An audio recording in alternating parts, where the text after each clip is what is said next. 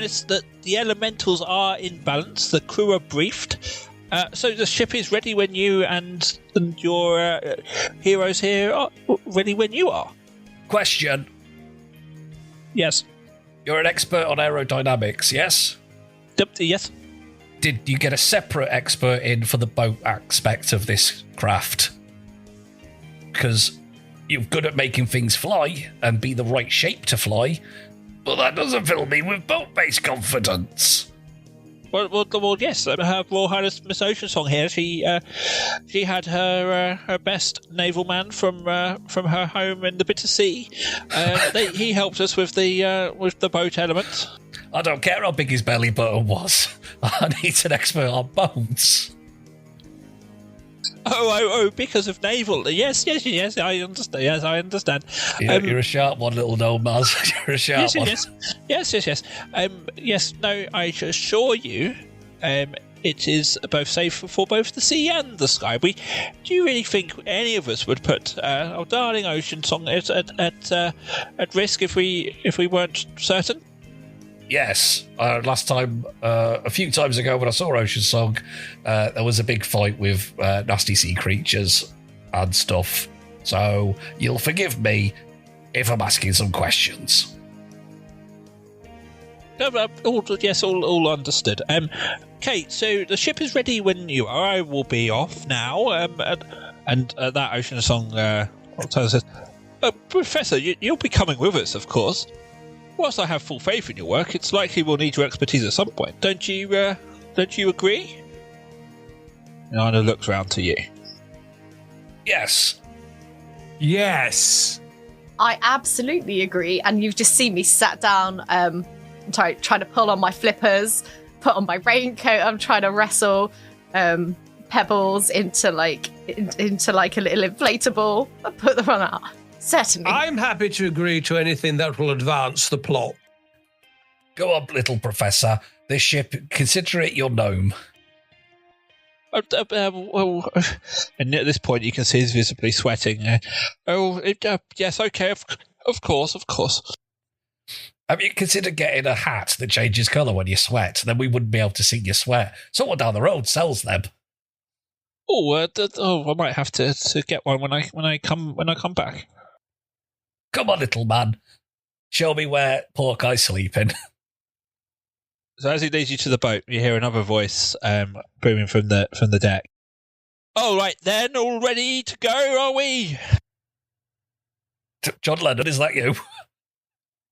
And Oceansong says, Captain Zephyr, an air ganassi, you see. And what better captain for the first ever air and sea vessel than someone who can literally feel the flow of the wind? Genius idea. Don't worry, Captain. We will be protected. I have Weezer-based magic, so no one will destroy my Zephyr. Whoa. That's very funny. Well done, me. That was good. I'll fly away on my Zephyr. No, mine was better. That's Red Hot Chili Peppers. Don't steal my songs, Bitey. I'm sorry. God. I do apologize. So as you look up, you can see she's tall. She's got long white hair that's kind of speckled with like stripes of light blue. Dressed pretty captainy. You've got a big jacket on, etc. Well, thank you, my highness, but just doing the job. Speaking of which, you get on board and let's get it going. Can you show me to the poop deck? I told you to go before we left, Pork Eye.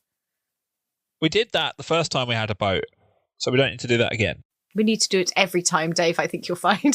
So, Phenomos leads you onto the deck and said, I will go and observe the elementals during the launch. Then I shall retire to my quarters if that's permitted. And he's sort of wiping his brow. It's been a busy few days, and they are catching up with me.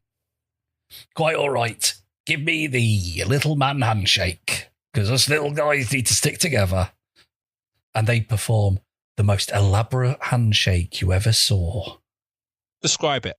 Yeah, describe it in detail. Only little people are allowed to know it. Well, Dwarves, you've just missed out elves, on a point of inspiration. Gnomes. I'll describe one if I get a point of inspiration. Christmas elves, not the big Legoland fellas. Christmas ones. Those little animals that pop out of the ground and look around a bit. Well, Diglets. Dick. No, not a Pokemon. What are they called?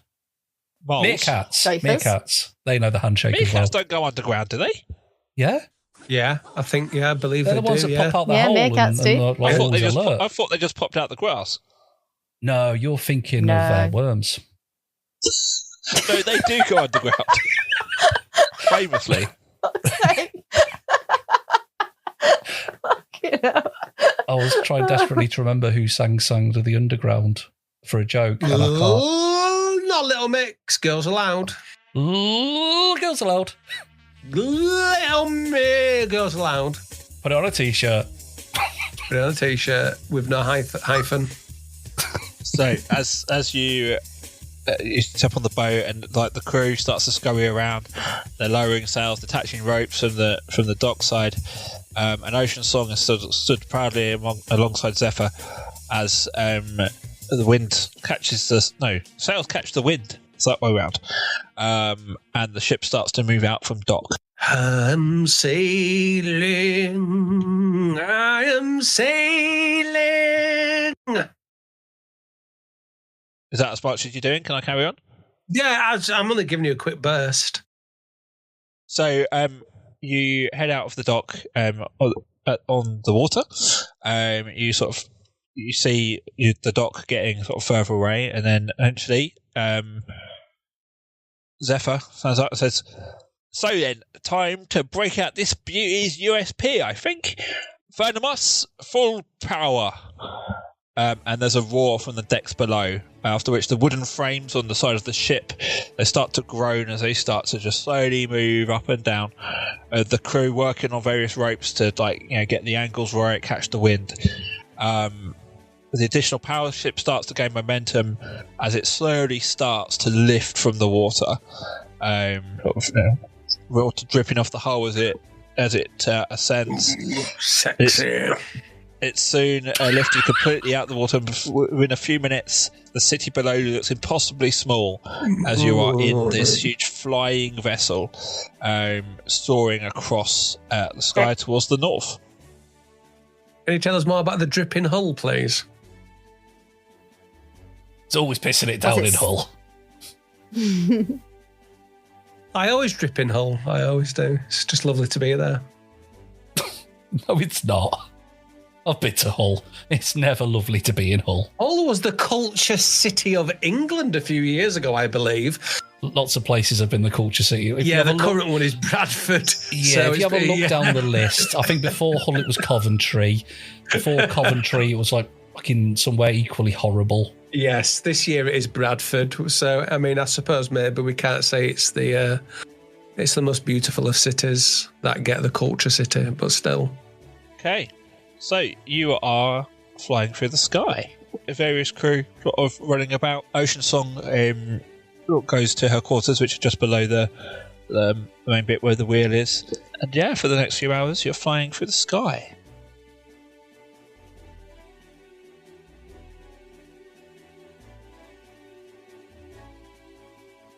Eventually, Ocean Song sort of steps out and addresses you.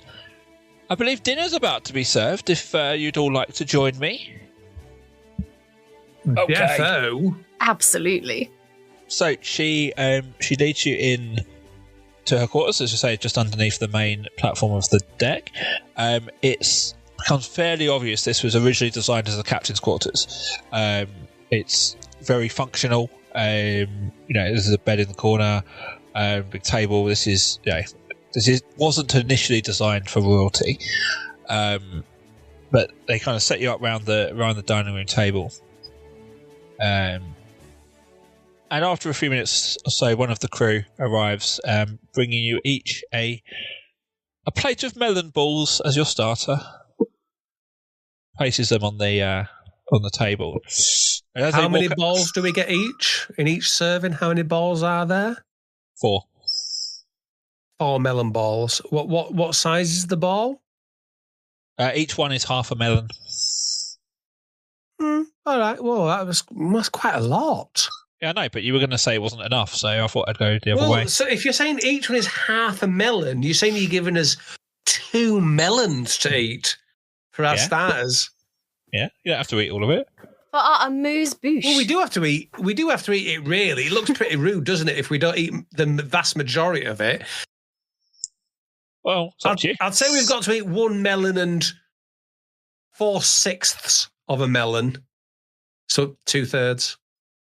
I mean, it's up to you. I think we could probably get away with leaving 1/3 of it, of one. It's better than these bloody restaurants where you go for like tapas and you order something like croquettes, that everyone likes croquettes, and a portion of them is free croquettes. So when you go in as a pair, there's always one fucking croquette left. So you have to order 2 of them to make sure everyone gets a fair share of croquettes. Well, you could split one of the croquettes. What the fuck's a croquette? Like potato, it's like a potato-y, mashed up with like fried. Just say potato. It's only us. It's not a whole potato. You don't have to be a fancy boy. Just say potato. It's potato. I mean, if Ronson eats 1 2/3 of a melon, I'm not sure if he's going to want croquettes. much for his mains. You don't know what's coming for your mains yet, so you might Is it more melon A balls? slightly larger melon ball. As they walk out of the room, Ocean Song looks to the 3 of you. I must ask, what exactly happened last week with the sun and the skull in the sky? I mean, we all saw the after effects, but you were there, weren't you? I would tell you, but I'm afraid the melon balls are really playing havoc with my stomach. Big monster, knackered sun, fight. But how? What happened to the sun? Like, the sun doesn't just get angry and attack, surely. What happened? Look, could I refer you to the last episode of Dungeons and Dickheads, where we have a wonderful man at the start who does relay all the information and go over it, what happened in the previous episodes? From memory. Give it a listen. Like and subscribe, folks. Ring that bell. Ancient curse. Sun is actually a big monster. We killed the big monster before it could kill everybody. Sun has been replaced by dark magic skull. Now we fight big dark magic skull. But first, boat. And I have 2 dates in the bank with Tok. Okay, so that's a lot. Wasn't our fault though. We're still heroes. I knew the giant skull wasn't a great sign, but it does sound like it might be worse than I thought. So what's next? I mean, I guess we can make a little difference here and there, but I assume someone's got a plan. I'm hoping it's the mains, if I'm honest. Big picture is we're going to kick the fuck out of the magic sun. What do you know about an ancient thing called Helios? That's the old word for the sun, isn't it? Yeah, we kicked the shit out of it. Well, you see, we did absolutely kick the shit out of it. We were amazing, I must say, especially myself. A little bit of help from me. When I say a little bit of help, I mean pretty much most of it. But carry on. Well, I think you'll find that actually the worms were the main. I don't remember the worms doing much, but please do carry on. Anyway, yes, you see, Helios was ravaging the land, absolutely, killing everything in sight. I mean, the battlefield was an absolute sight. Oh, it was. It was of an course, we had to get rid bastard. of it. Yes, we had to get rid of it, and we didn't know that killing the monster would make it into a sun. And I think maybe we need to get someone on some research regarding ancient foes locked away for centuries, which people shouldn't have woken up but accidentally did, not knowing any better. Okay. Well, we can get people looking at the archives, I suppose, when we get back, and there certainly is a lot in the library at my father's temple we can get looking at, but I was kind of hoping you'd have a bit of a plan. We don't really do plans, if I'm honest with you. I'm finding that. Okay. Well, let's try and think of lighter things. Hold on a second. Plans. Wait. An idea has come to me. Now, obviously, it was released because the artifacts released it, but the artifacts originally, encased it and entombed it, or whatever you want to call it.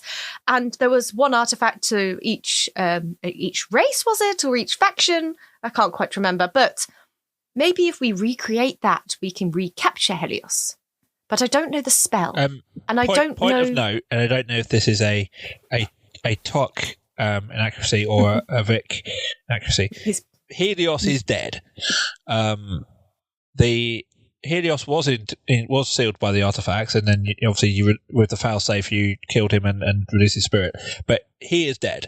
The thing in the sky is the necromancer. The necromancers who've taken over his place in the sky as the sun. But he didn't announce what it was, did it? It just laughed okay, loudly, yeah, didn't it? It did. At the end of the episode. Do correct me if I'm wrong, because we just think we've killed Helios and is in the sky, right? If that's what your characters think. I don't know. If that's what your characters think, that's fine. Yeah, I wanted to make sure you knew what was going on. That's what my notes say. Yeah. So you basically saw the army of death kind of flow into the spirit of Helios and move to the sky. So yes, I think that's what we need to focus on. Maybe recapturing Helios. It's exactly what I would do. Yes, and the mains. Sorry? The main course. Do you think maybe let's get the main course and continue the conversation after that? Oh, I'm sure it'll be here soon. And as one of the crew comes back in, where's the professor? It's only proper that he eat with us. And one of you go and find him. The crew sort of wanders off. Come back a couple of minutes, and they announce that the professor's asleep. I couldn't wake him, so I suggest we leave him. We'll make sure he gets some food when he wakes up. But now we do have the mains. Excellent. Yeah, I was just starting to worry. So yes, lovely. Place it down. And so Ocean Song kind of looks proud as the mains are brought in. She says, "Friends, this is a delicacy from where I come from. These are the finest sea snails. Oh fucking hell! Boiled in salt vinegar. Jesus Christ! Tipped with deep fried seaweed. Oh my God! These look delicious, Ocean Song, and I have one and I start feeding onto Pebbles straight away because I just want to share them. Pebbles absolutely loves things like this as well. Make sure you eat the shell. The shell's the best bit. Is this a taster menu? Is this where we get kind of 13 different dishes throughout the night? Is this a taster menu? No, this is our main course. This is the actual main course. Yes. Right. Yes. Do you not like it? It's not that I don't like it. I was just expecting maybe something a little bit more hard. Do we get a pudding after this, may I ask? Oh, of course. I mean, I must have you know that this meal alone took a dozen of my best people scraping the barnacles off of the ship to harvest these sea snails. So I do ask you pay a little bit of respect. Well, I'm just sat there crunching really loudly to pay a little bit of respect, and it will be a little. I just stamp on Ronson's foot under the table. Oh, footsie. And glare at him. Oh, glare. Not in a sexy way. Oh. Not in a sexy way. Out of interest, what is the pudding? The finest sea foam. Jesus Christ. Would you like any more melon balls to go with that? Yeah, you know what? Could I top up on melon balls? Is that all right, please? Do you have some more? Of course. Bring the leftover melon balls, please. Thank you. Yes, as many melon balls as you've got. Ball me up. Thank you. And eventually they just bring you a melon and a baller just to help yourself. I've been trying to really enjoy these snails, like crunching really loudly, but just really slyly. I've just been spitting little tiny bits of shell out to the side. As you notice that Ocean Song is absolutely loving these, just chomping down on the shells. Loves it. The first time I ever had prawns in a restaurant I did eat the shells. You didn't. Yeah. I mean, you can eat the shells of prawns. You can, but I didn't realise. To be fair, the lady I was with at the time didn't realise that either, but we did both eat the shells. I did that It's with just what not are those as nice. beans called that you get from Wagamama's? I'm not sure. Edamame. Yeah. What are beans Because- of shells? They were advertised as like salted chili, whatever they are, edamame beans, right? I was like, okay, but the coating's on the shell. So I was like, well, I must have to eat the shell then, because Yeah. Well, yeah, if there's coating on it, you'll But you think. can't- You meant to because put the it's- whole thing in your mouth. You meant to put it in and then drag the beans out, the peas out. I've so you get the never had coating that, and then you get the see, so I peas. yeah, well, I can't. tried to chew the bloody shell, didn't I? And it's bloody horrible. Well, you live and you learn, don't you, Dave? I mean, I did it for another 3 before I realised I probably wasn't meant to eat it and Googled it. Oh, I only did it the once. I only They're one of my embarrassed favourite myself snacks. the once. Cool. So, meal is going on. Anything you want to talk to Ocean Song about, or happy to move to go to bed? I think that we should think about exactly what happened during that battle and all of what we've done from Helios being released to the end of and I'm chomping on shells and like kind of crunching really loudly while I'm eating these snails until the end of the fight. And my accent's completely changed when I do that. And I just kind of glare at everyone. So Helios was released and then we fought him and something happened to Ronson. I'm not quite sure what. Ronson? I don't really have much memory of it. The only time I kind of remember that time is when the voice in my head goes over what happened. I think I got took over by something. I don't know. Something happened. But definitely something happened. I can guarantee that. Well, you did look kind of strange during the battle at one point. Yeah, something happened. I mean, I don't know what you want from me, Talk. Something happened, all right. Well, I'm just asking that you try and remember, and just, I'm trying. I'm struggling. I was And all half dead. I remember, look, let me tell you, right. So I do remember we fought for what was probably only about a few minutes, but it seemed like it went on for about 8 hours, split into about 4 sessions. And all I remember is something about we reanimated a corpse, we strapped dynamite to a horse. I think I got took over by something. I vaguely remember that. And yeah, that's about it, if I'm honest. What do you feel any different before the fight till now? Talk again. You seem to think I can remember what happened to me. Roll a history And check, Neil. If you want to know what happened, roll a history check and I'll tell you what you remember. Let me tell you what happened. Okay, I'm just going to... Right, I could tell you to level 17. I could probably tell you what happened to me. Okay, so get ready. Ocean Song, Talk, you ready? I'm going to tell you now. I might sound a bit different, though.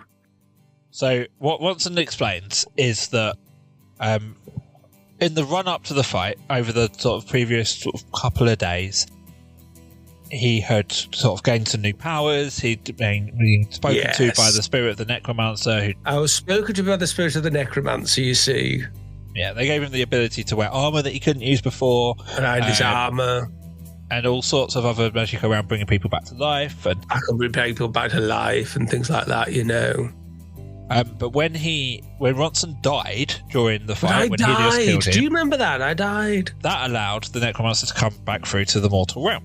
So this necromancer came back to the mortal realm when I died, you see. So that effectively ended the deal between the necromancer and Ronson, taking Deal away all ended. his new powers. So I lost my new powers. I don't really remember, but Turning him back to the absolute arsehole he was before. sweet, turn me back to the absolute fantastic hero and kind of, you know, a pinnacle of humanity I am. But it did allow the necromancers and the army of death into this world where they then seemed to take over Helios. Yes, basically some shit happened after that. And even though Ocean Song, I've just told you all that, I still don't really understand it to know what happened. But still, that's what happened. Are you filled in now? So it's not Helios in the sky? I don't know. Do I need to roll another history check to tell you? Ronson doesn't believe it is, no. I don't believe it is. No, I don't think so. I think it's some other kind of force. A malevolent, perhaps sinister, perhaps, a negative force. And when did this start happening? Oh, when why did are you asking me this all these questions?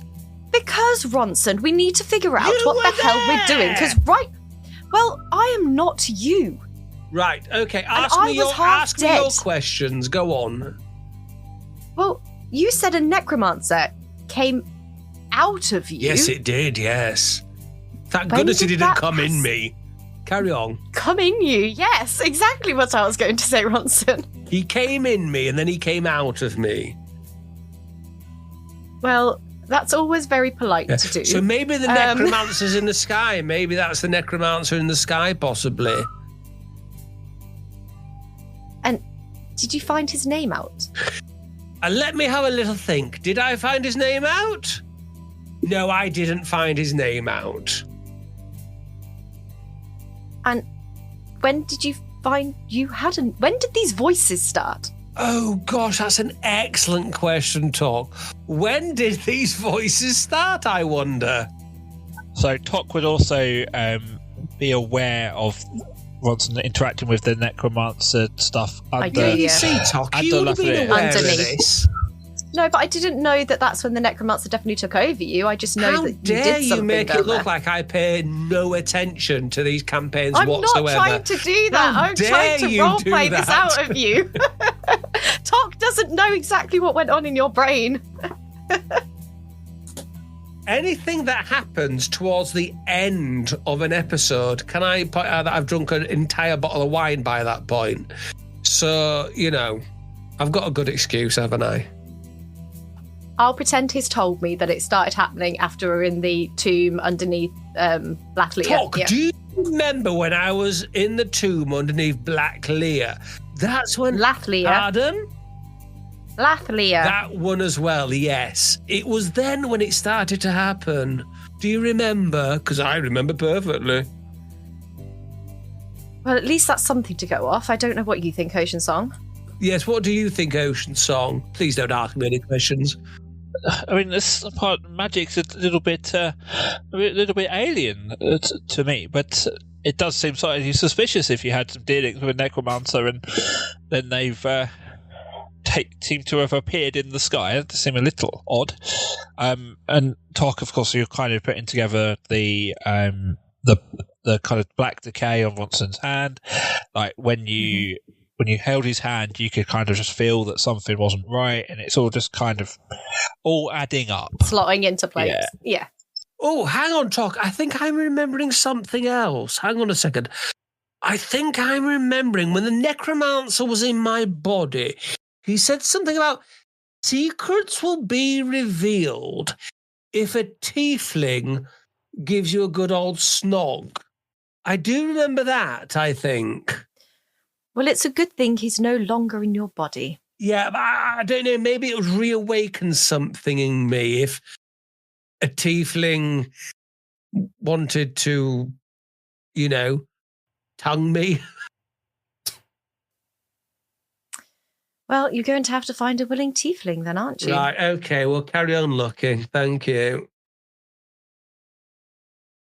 So, time passes, and right, it's time for us to retire, don't you? I have a feeling that Pork already has. We haven't heard from him in quite a long time. I'm just listening, eating melon balls. Oh, yeah, you just enjoy those melon balls. Just chomping away. Chomp. Stop trying to take mine. That's my share. Get your hands off. Well, you should have finished it hours ago. Well, I'm just savouring them. Melon balls are there to be savoured. No, your balls are going in my mouth. You never rush a melon ball, did you? Were you not brought up that way? The star was delivered several hours ago. We're not rushing.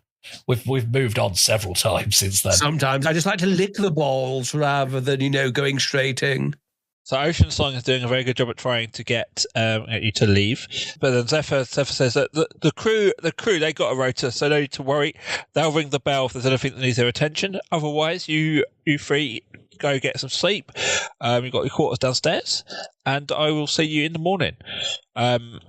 As you go to leave, though, Ocean Song does ask. She looks at Porkeye and says, "Ambassador, if I may have a few moments," and watches carefully to make sure the other two leave the room. Ronson doesn't leave the room. I leave the room. Thank you so much for dinner, Ocean Song. It was Ronson lovely. leaves the room, but listens at the door with a cup. He takes a cup from the table and puts it to the door like that to listen. Okay. So she looks to you, Porkeye, and says, my ambassador, I just wanted a few words, if I may. Okay. Quadrangle. That's a good one. You can have that. Spatial. That's a good one. You can have that. What was that? Did somebody say bench is a good one? Yeah, you're quite right, Your Highness. Bench is a good word, Your Highness. Don't need to shout. You can have that. Do you need any more, or are you happy with those three? No, I did like the idea of a very spacious quadrangle with some benches in it. It's quite nice. I'd do that for the next palace. But no, I mean, as much as I appreciate the humour, no, I just wanted... We haven't had a chance to properly talk about your duties as ambassador to the sea folk. But first of all, obviously, a lot has happened, and I heard a lot from your friends, but how are you? I'm all right. How are you? You can't fool me, dwarf. How are you? I've got a cat scratching at me slightly off screen, but apart from that, yeah, I'm fine. How are you? Can you speak a bit louder? I'm having problems hearing through the wall. Sorry, Ronson. I am fine. How are you? I am, in all honesty, deeply perturbed by what's going on. And that's a good word. Can I have that one? You may. Thank you. And I must say, it's a sort of slight concern to me that you don't seem at all bothered by what's going on. Oh, yeah, Highness. I am very bothered. I am bothered to the point, right up to here. I know I'm a dwarf, but to me, this is quite high. I'm bothered up to here, but we all have to do what we can when we can. And whilst we're flying about on a boat, not much we can do. I understand. Also, it's a comedy podcast, so, got to keep it light, haven't we? I was just trying to roleplay. So, this says we must also be clear on what we expect, or what I expect from you as ambassador. Now, obviously, things have changed a lot since you took this job on. It wasn't that long ago, but things have vitally changed. And I mean, we all know we tend to see the worst of people when bad things happen. I need you to know that my allegiance is always going to be, as much as I love Johan and Flamekeep, my interests are going to be with the people of where I come from, of the ocean. And as my ambassador, I expect you to help me to make sure that we keep them safe amongst above all others. Are we on the same page? I get what you're chucking at me. Oh, I get it. Good. Thank you, Mr. Short King. We will catch up in the morning. Thank you, Your Royal Princess Highness. And I'll do a little curtsy. Hello. So sorry to interrupt. It's just that I was listening at the door with the glass, and you didn't really say anything that exciting or secretive. Could you maybe give me something a little bit more juicy to go on? It was Princess. I'll go back out again. He was role-playing up a storm. He didn't take that glass off his ear for this whole chat. No, I'll go back out again. And could you say something maybe worth me spying and listening to? Okay, I'm outside. Go. Oh, over to you, Your Royal Princessness. And I must admit as well, my ambassador, that much like my political allegiances, my romantic allegiances are also not quite tied to Flamekeep. And she runs her hand through your beard. Sorry, love, I don't fuck Mummy. fish. Oh my God, she wants to have sex with Porky. I can't wait to tell everybody. This is great. I'm sorry, Your Highness. My only relationship is with Justice. What an absolute loser. He's turning her down. She raises her voice and says, Mr. Diego Bentos, is that scandalous enough for you? Is that better? Shit, I better go. She's heard me. Bye, Ronson. Right, I'm scurrying away now to go tell Tok what I've heard. Oh, you got him good. I do hope that keeps him entertained for... Oh, that gossip would go right round the boat. I'll tell you what. Get on this stone of shouting. Have a chat with your husband just before this information leaks back, eh? Because I don't want to lose my head. Tok, that Zeppo lady. No, not the Zeppo lady, the fish lady. She's trying to have sex with Porky. Can you believe it? I just heard it. The door flies open to my cabin. Oh my God, What? sister! Do come inside, Come on, Ronson. let's trade the goss. Do you bring wine? Yeah, I've got tea to spill. I'm going to spill tea everywhere. Oh, do spill the tea. I think that what lady happened? wants to sex Porky. Oh, well, I'm glad he's getting something, because all that bother with the cursed axe and, trying to take care of poor Ray, he really should get his end away sometime. Add to what's happening, that me and the princess are on the other side of that door with glasses in our ears listening. Just having a good old giggle. And Ray, in on the joke, has gone to Porky's cabin and put one of his hats on the doorknob. Yeah. Do not just a come hat in. with sex written on it. Ray, why do you have a hat with sex on it?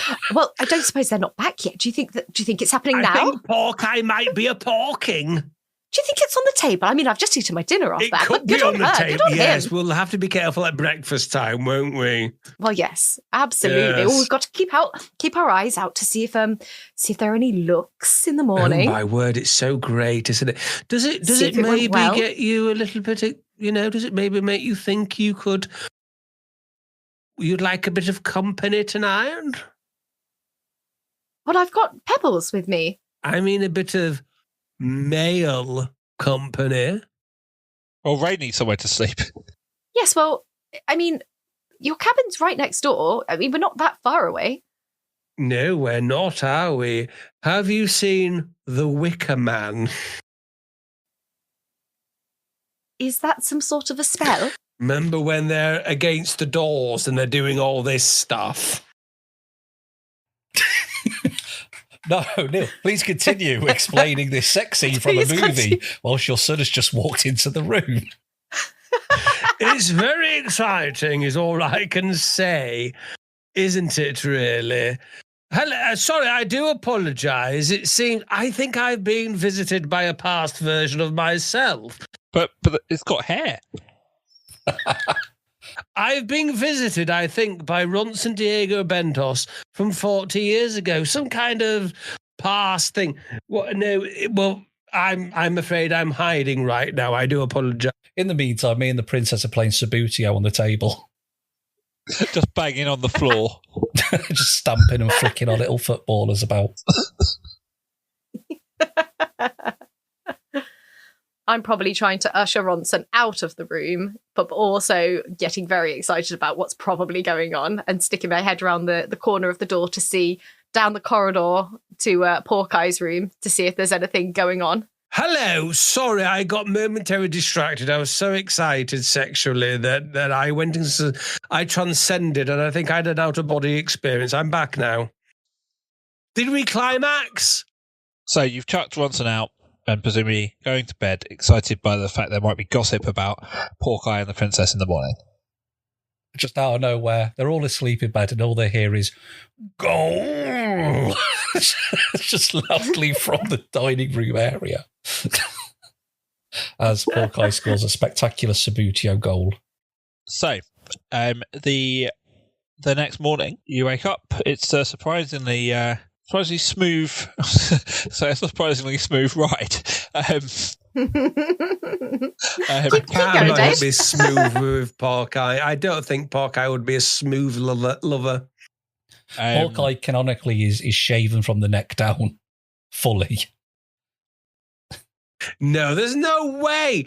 I imagine you'd be very furry. No, It would he's take like a long time to shave that fur off. He's like an otter. He's completely smooth from the. Is this from the canon? neck down. Is this what you're deciding? Is it? Yeah, it's canon. Okay then. Okay, fair enough then.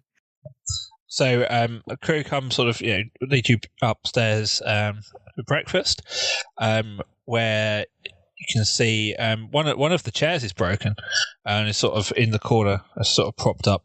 Otherwise, Ocean Song sort of greets you. Morning, I trust you slept well. And she looks to Porkeye and just smiles. I think you know somebody did. Somebody definitely scored. It was that little plastic man there. I call him Billy. Not my penis. Yes. And Miss Tock, how did you sleep? Well, I slept soundly, Ocean Song, and I do hope that you were very. I mean, it must have been exhausting last night, with entertaining certain people into the early hours. Yes, well, of course, it's all part of my royal duty, isn't it? Look, let's just cut to the chase. Did you shag each other, okay?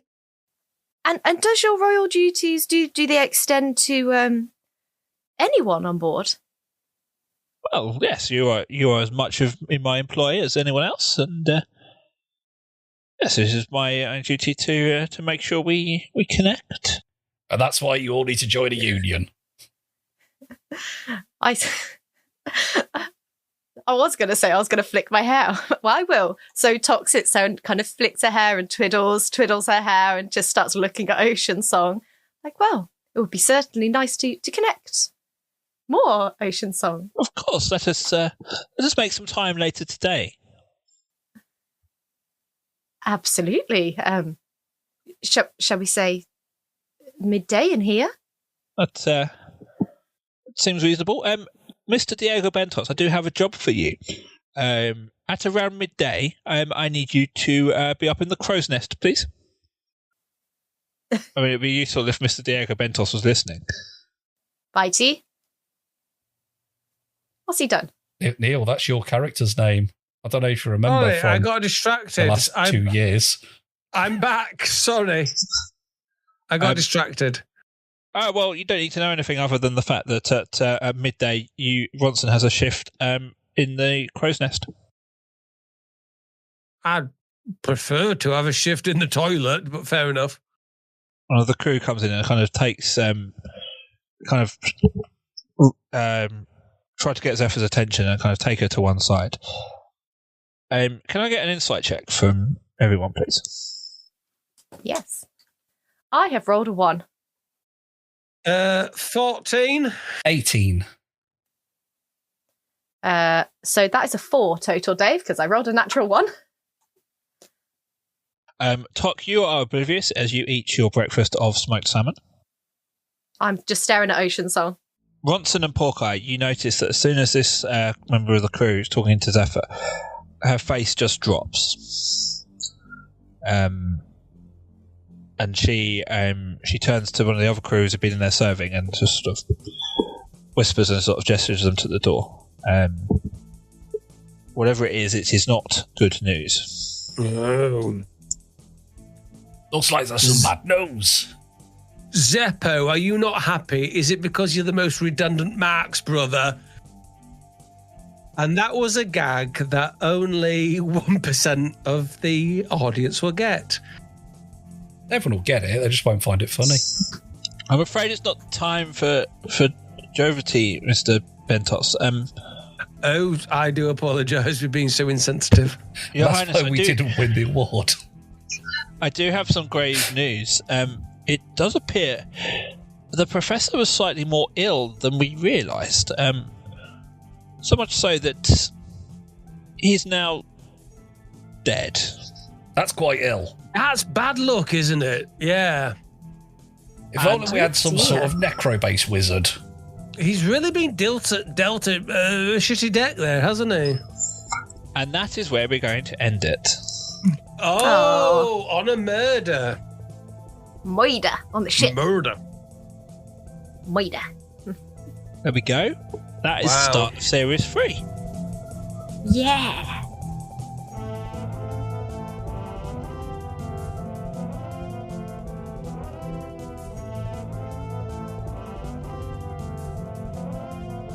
Please come back next week for more exciting adventures from these 3 buffoons, not including myself in that, of course. And thank you to Stephen Ranking for whatever you do. I think editing, he edits or something like that. Now, please do remember we do have a Patreon. You've just got to search Dungeons and D-Heads. And if you want more Ronson content, that's where you need to go. Same time next week, folks.